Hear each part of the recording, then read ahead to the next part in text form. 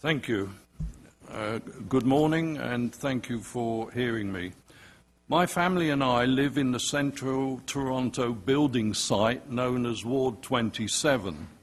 We have the dubious honour of being the second most densely populated region in the city.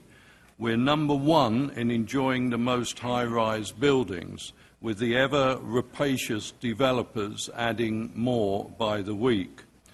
These kindly souls have almost been left to their own devices in developing our city for their own profit, because City Council, frankly overworked and understaffed planning department, and the ever-capricious municipal board, the Ontario Municipal Board, do nothing to modify this.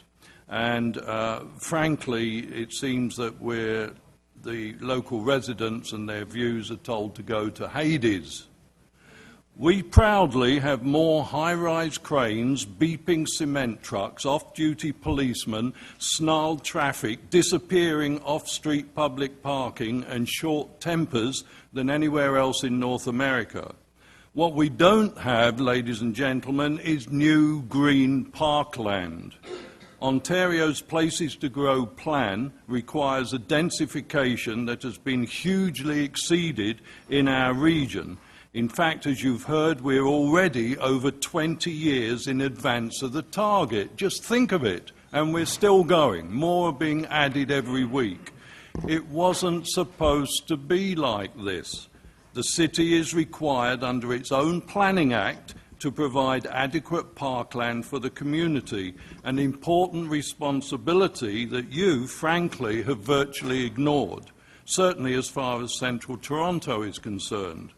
With each new residential development, the Parkland Development Bylaw requires the developer to either provide 5% or more dedicated parkland to the city or cash in lieu.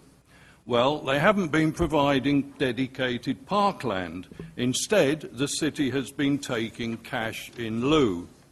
This cash in lieu is split four ways, with 25% of the total to be used to acquire parkland throughout the city where priorities have been identified, and a further 25% within the district where the funds were generated.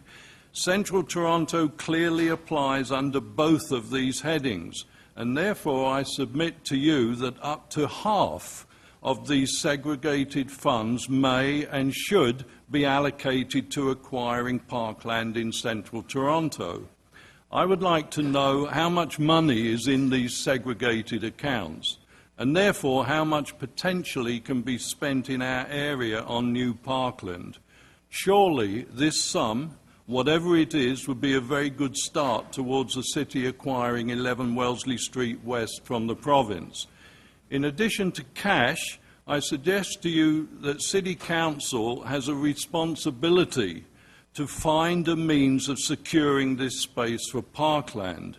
It is undeniable that you have not met this test over the past decade.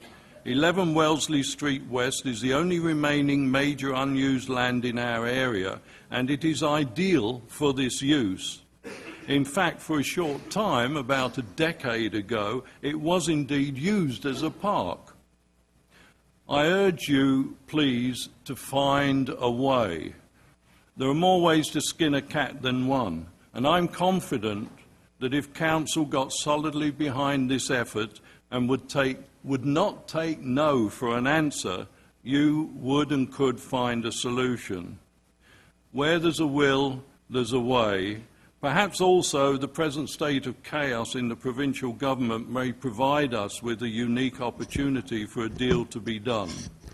So the residents of Ward 27 are watching City Council carefully, and we're ensuring that every one of them knows exactly what's going on with regard to this matter. Now is the time, councillors. 11 Wellesley Street West is the place. Please meet your obligation to the people who live in this area. Thank you.